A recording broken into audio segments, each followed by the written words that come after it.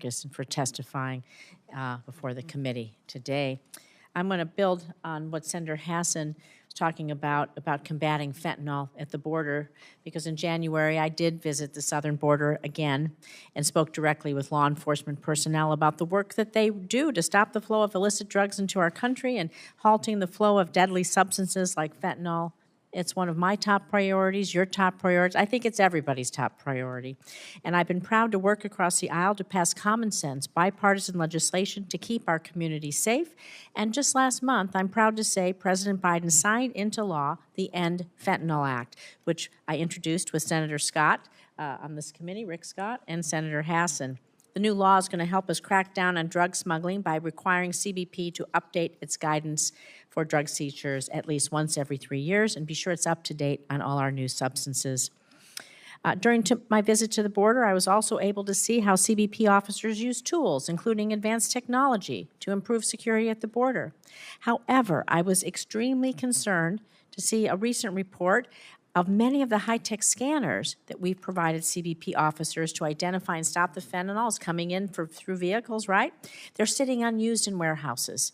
And that's because Congress hasn't provided the funding to install them. And so the bipartisan border security supplemental that you helped negotiate, I was proud to vote for, did include money for the installation. But some of my colleagues across the aisle blocked the passage of this bill from the Senate. So, Mr. Secretary, can you tell us a bit more about how important these scanners are, this new technology in stopping fentanyl, not just the big packages, the small ones, and how this non-intrusive inspection system for border processes limits the influx of fentanyl? And further, how is the failure to fully fund the installation of such scanners undermine CBP's mission to stop the flow of fentanyl in the U.S.? Senator, I look forward to working with you on the legislation that you have presented. The non-intrusive inspection technology is an extraordinary force multiplier. It enables us to quickly detect anomalies in vehicles, which are the primary means by which fentanyl is smuggled into this country through the ports of entry. They allow our personnel to do other very, very important work. The failure to fund our full use of this equipment really reduces our security posture in our fight against fentanyl. But allow me to assure you that we do everything that we can with the resources that we do have. Well, we want to get you funding to implement and put these scanners in so more trucks, more cars, every kind of vehicle can be scanned, and we can use that artificial intelligence to help us stop the drugs. And so in addition to my End Fentanyl Act, I also was a proud co-sponsor of the Fend-Off Fentanyl Act, again, was included in the Senate's bipartisan border security package. This legislation would sanction drug cartels and chemical suppliers, which you've been talking about, the precursors that come from China, involved in international drug trafficking. So can you speak a little bit more, building on what Senator Hassan talked about, the importance of not only preventing the activities of international drug cartels, but also the activities, like you were speaking about in China, stopping those precursor chemicals from coming here? What more can we do?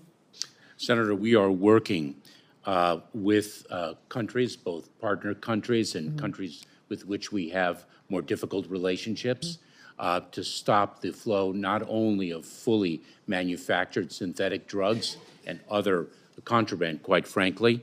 It is vitally important that our border in our fight against fentanyl is not the first line of defense, but that we stop the precursor chemicals, the manufacturing equipment, from either entering our country directly or entering other countries with the prospect of the drugs being manufactured there and imported, smuggled into our country in fully formed development.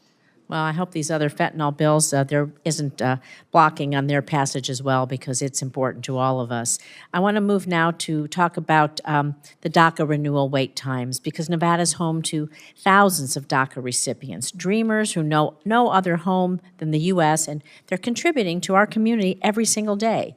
But due to significant delays in processing times, their applications to renew their work permits, well, they're just taking longer than usual, putting at risk their ability to work provide for their families. I recently joined several of my colleagues in successfully urging USCIS to increase the automatic extension period for work permits from 180 days to 540 days.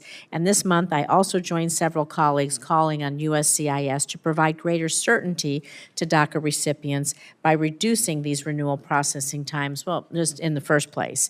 And so the USCIS median processing time doubled from 2022 to 2023, with many DACA applicants waiting over 5 months for their application to be processed. So can you talk to us about what are the biggest factors contributing to the delay of the processing?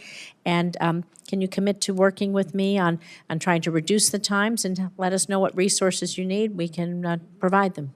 Senator, you certainly have my commitment to working with you on reducing the backlogs, the waiting times. We are addressing the regulatory need to extend the renewal period for work authorization. Very importantly, U.S. Citizenship and Immigration Services has promulgated a final fee rule that will put the agency back on firm financial footing. It has not received a fee adjustment for, I believe, more than 7 years, even though there's a statutory requirement that a fee rule be considered every 2 years. And so I expect the financial condition of U.S. Citizenship and Immigration Services to improve, for us to be able to hire the people that we can and address the backlogs that have indeed been growing. Despite those backlogs, I must say that USCIS, as it is known by its acronym, has done extraordinary work over and above its normal mission requirements, whether it's uniting for Ukraine or Operation Allies Welcome. It's a remarkable workforce, which is characteristic of all the men and women in the Department of Homeland Security. Thank you. Thank you. My time is up. I have one more. I just want to say a question I'm going to submit for the record about anti-Semitism and violent extremism. We'll submit that for the record. Thank you for your testimony today. Thank you. Senator Marshall, you're recognized for your questions. Thank you, Mr. Chairman. Yesterday, we saw Senate Democrats set fire to the Constitution when they